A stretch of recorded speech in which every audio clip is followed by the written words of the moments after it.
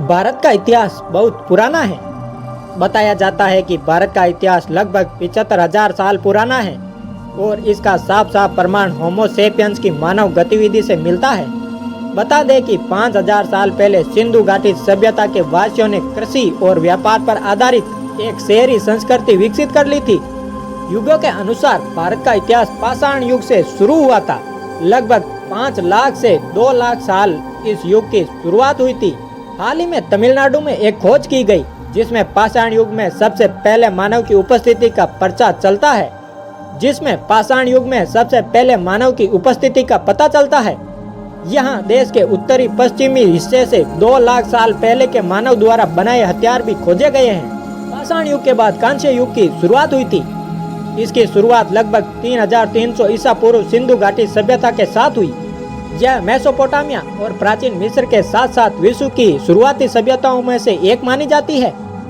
इस युग में लोगों ने धातु विज्ञान और हस्तशिल्पी तकनीकों का इस्तेमाल कर तांबा, पीतल, शीशा और टीन का उत्पादन किया था।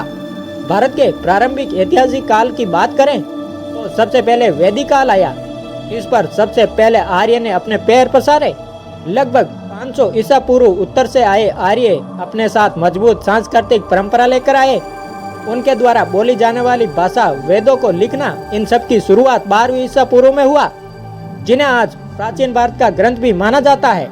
जानकारी के लिए बता दें कि वेदों को मेसोपोटामिया और मिस्र ग्रंथों के बाद सबसे ज्यादा पुराना ग्रंथ माना जाता है। इस दौरान भारतीय समाज में हिंदू धर्म की नींव पड़ी। आर्यों ने पूरे भारत में गंगा के मैदानी इलाकों में वैदिक सभ्यता को फैलाया। सिंधु घाटी सभ्यता के बाद भारत में शहरीकरण का आगमन हुआ। महाजनपद काल, जिसको अगर 2 भागों में तोड़े तो महा मतलब महान और जनपद मतलब किसी जनजाति का आधार। जब वैदिक युग का अंत हुआ तो पूरे उपमहाद्वीप में कई छोटे छोटे राजवंश और अन्य राज्य पनपने लगे थे। 500 ईसा पूर्व तक 16 गणराज्य या कहे कि महाजनपद स्थापित हो चुके थे। इनमें काशी, कोसला, अंग, मगध, वज्जी या वर्जी, मल्ला, चेडी, वत्स या वंश, कुरु, पंचाला, मत्स्य, सूरसेना, असाका, अवंगी, गंधारा और कंबोजा शामिल है। मौर्य वंशजों का मौर्य साम्राज्य 322 से 185 ईसा पूर्व तक रहा।